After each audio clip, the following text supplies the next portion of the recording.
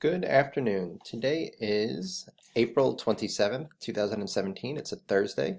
Welcome to Tom's Tech Tips. My name is Tom Kalinowski. I'm the Director of Technology and Operations here at Colonial Intermediate Unit 20. Yesterday, we went over how you could create a Google form and make a quiz out of it that automatically grades. Today, I am going to put a little spin on that. I received the question,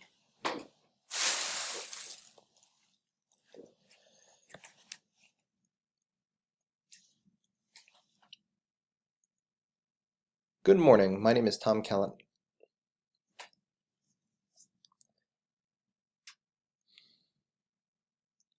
Good morning, my name is Tom Kalinowski. Welcome to Tom's Tech Tips. Today is Thursday, April 27th, 2017. In yesterday's episode, we went over how to use a Google form to create a quiz that grades automatically.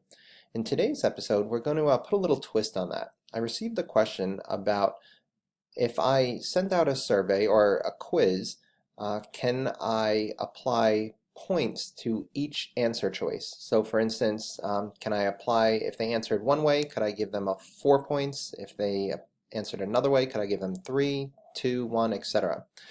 So within the quiz function that is provided within Google Sheets, you cannot do that. However, you can easily accomplish that with a formula. So what I did is I put together a short survey. So let me open it up here for you. All right, here's what our survey looks like. We can see we have the title here, screening survey, and a couple of questions, just like you would have in any other survey. What's important here, though, especially for our formula that we're about to create, is that the answers that we want to evaluate are the same for each question. Because what we're going to do is we're going to say, okay, well, if they said never, they get a 1. If they say rarely, a 2, often a 3, and maybe all of the time 4. So that'll make sense a little bit more in a little bit here. And so once you're ready to send out your survey, you can click send, just as I showed you in previous examples. And what that'll do is that'll send your survey out to someone's email address. We're just going to hit cancel there for now. If we wanted to see what the survey looked like, we could click on preview here. So this is what it would look like when you sent it out to someone.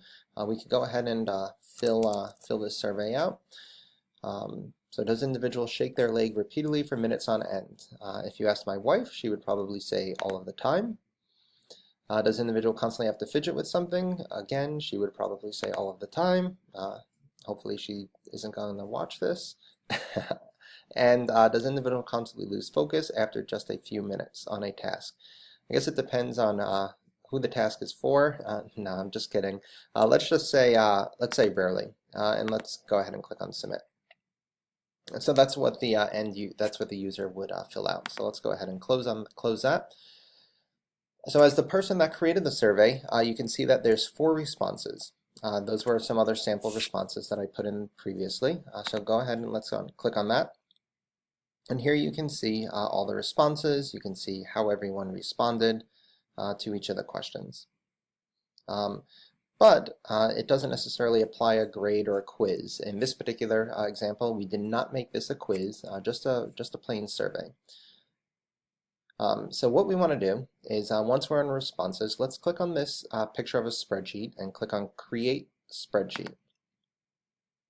And it'll ask where you want to put the responses or the response destination, and we'll say create a new spreadsheet. We'll leave all the defaults and we'll go ahead and click on Create. All right, so you see here we have a spreadsheet with the ID number and the answers to each of the questions. So why don't we create a new column here? So to create a new column, we can click on the very last column. We can right click and we could say insert 1 to the right. So that'll insert 1 column to the right. We could click in that last column and we can start to type, let's just say score. And this is where we're going to put the score.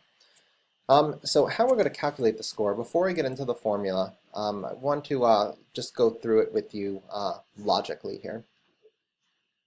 So how I would calculate it, if I was doing it by hand, is I would put, I believe never was one of the options, is that right? Let's go back to the survey here and to the questions.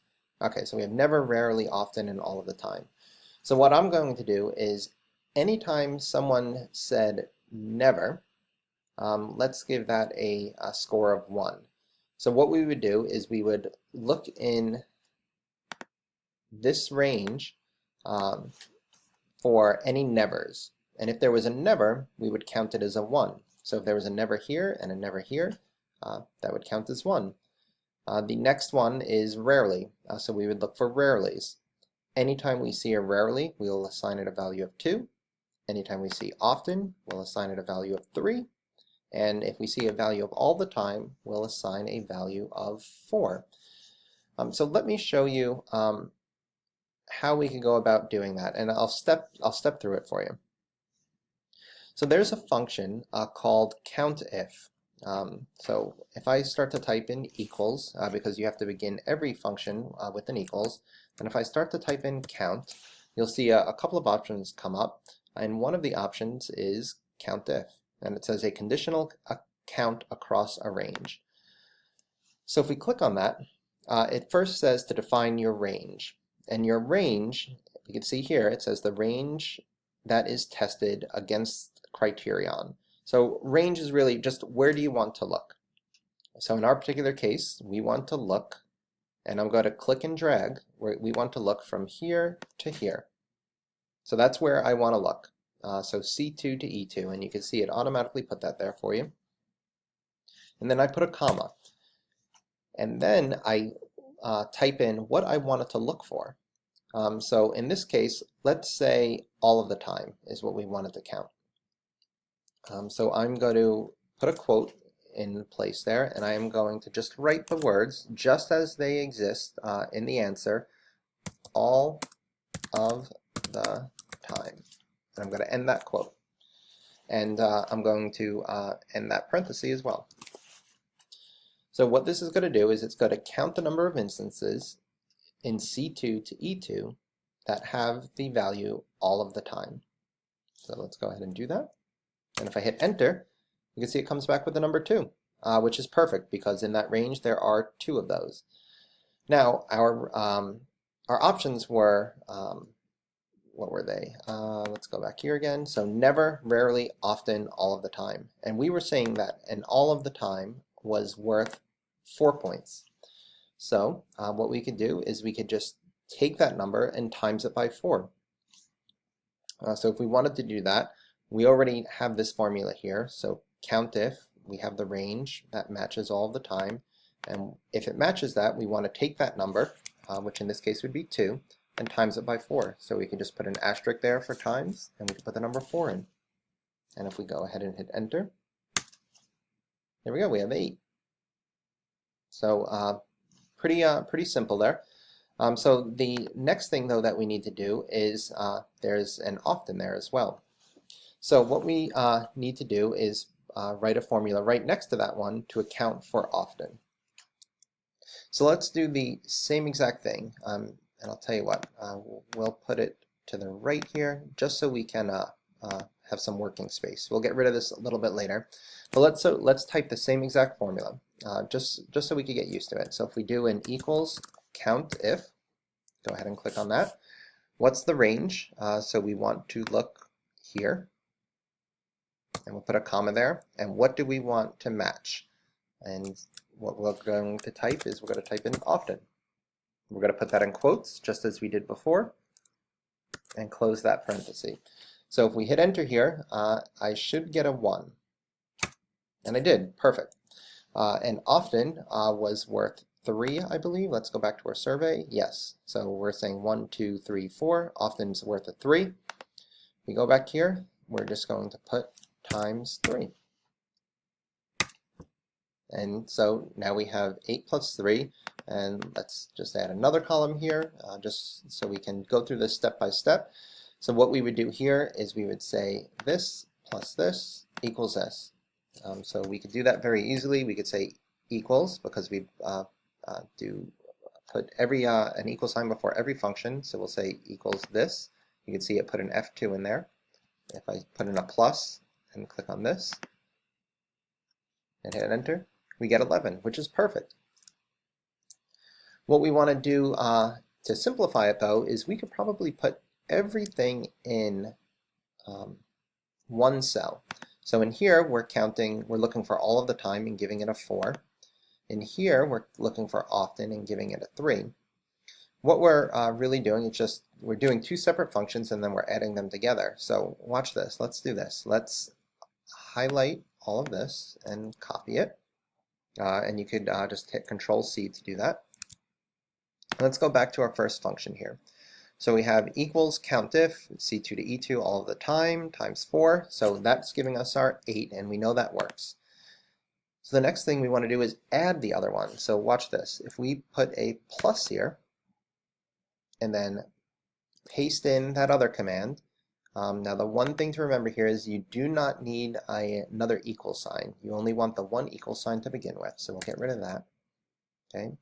So we have the previous function, C2 to E2 all of the time times 4. And now we're going to add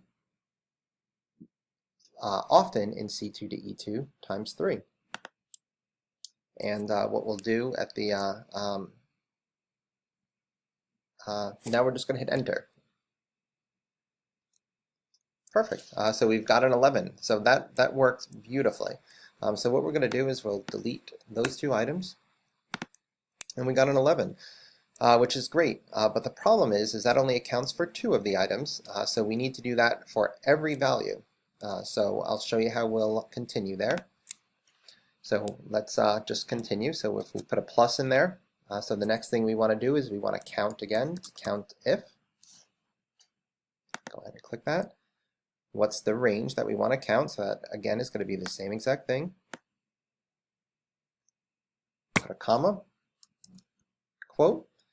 So the next thing that we're going to look for is rarely. Okay. And we'll close parenthesis that. And then once we count the number of rarelies, what do we have to times it by? If we go back to our survey, we said that rarely was going to equal a 2. So let's go back here, and we'll say times 2. Okay. And if we hit enter, you'll see that our score doesn't change, which is what we'd expect because there are no values that equal never. If we were to type in never here, we could test it really quick.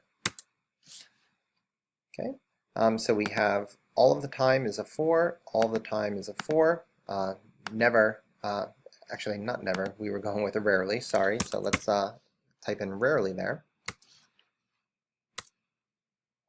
There we go. And now we're down to a 10. So this would be 4, this would be 4, and this would be 2, which would equal 10. And the next thing that we need to account for is the never. So we'll do it the same exact way. If we want, we can copy and paste. So I'm just going to copy all of that, including the plus sign. And I'll paste that at the very end here. So COUNTIF, C2 to E2, that's right. We're not looking for rarely this time though. We're going to look for never. And that we're going to times by 1. And we'll hit enter. All right, so if I change this rarely to a never now, we should get, let's see, this is 4, that would be 8, and that never would be 1, so that should give us a 9. Let's make sure that works. Perfect, we got a 9 there. The very last thing that we want to do is we want to drag this formula down. That way we don't have to type all of this. I don't want to have to type it 4 times, 10 times, and I'm sure you don't want to either. So one of the things that you could do is you can simply take this handle and drag it down as far as you'd like. So watch this. We go ahead and click on that little blue handle, click, drag, and you can see the dotted line as to where you're going to drag to, and we're going to let go. And that automatically scores all of those submissions. If we click on one of these, we can see one thing that it changed in the formula is the range, and it changed the range correctly. So here you can see it's looking from C3 to E3, which is from here to here. And that's what we'd want it to do. We wouldn't want this value to evaluate this set of responses. We do want this one, and so on and so forth. And how you can double check that is if you double click this here, it'll highlight what it's looking at, which is perfect. If we hit escape, that's fine. If we double click again, we can see here that it does in fact highlight the correct data. So that's a way that you can create sort of like an assessment and apply a point range to the responses based on the response. One other thing you might be interested in doing, I know I'm running a little long here, so we'll wrap it up really quickly, is automatically highlight scores that meet a certain criteria. So let's say that number that we come up with is 10. So what we can do if we want to highlight all the values that are greater than 10, and we want to do it dynamically or on the fly as new responses come in, is we can click here, and we can drag down, and then we could go over to Format, and then we could click on Conditional Formatting. Okay, and let me move my picture out of the way over here. All right, so here's the range that we want to apply it to. We want to format cells if, and you have a couple of options here. In this case, we're going to choose, let's say, is greater than or equal to. You can see that you have many, many options, but in this case, we want is greater than or equal to. And let's put a new value, or what is the value? So we're going to say 10. And what do we, how do we want to format it? There's a couple of choices here. You can do whatever you'd like. Let's just make ours red, for instance, and we'll go ahead and click on Done. That's it. So what that did is whether there were 4 or 400 responses, it would have automatically highlighted those that are red. So if we were to have another survey submitted, and let's just simulate that right from the form here. Okay, so let's just drag this formula down a little bit more. There we go. All right, so we have a couple of zeros here. So let's just type in some numbers, and we'll type in. Let's just go with all the times. So we'll paste that in there. You can see it automatically calculated a 4. We'll paste that in there. Automatically calculated an 8, and paste that in there. And automatically calculated a 12 and highlighted it red for us. So that's how you can use conditional formatting to highlight data that meets a certain criteria that you set. Hope you found that tip valuable. I was able to get rid of most of my Steelhawks tickets for this Saturday at 7 p.m. I do have some more though. So what I'm going to do here quick is I have 8 more. So we'll do them in sets of 4. If anyone's interested in them, please just fill out the survey that is going to be at the bottom of this video. You don't have to answer whether you shake your leg all the time or constantly fidget with things. Just your first name and last name will do. And what I'll do is, let's say tomorrow, at 3 o'clock, I'll do a live drawing, just as I did last time. I'll do that live at youtube.com/CIU20.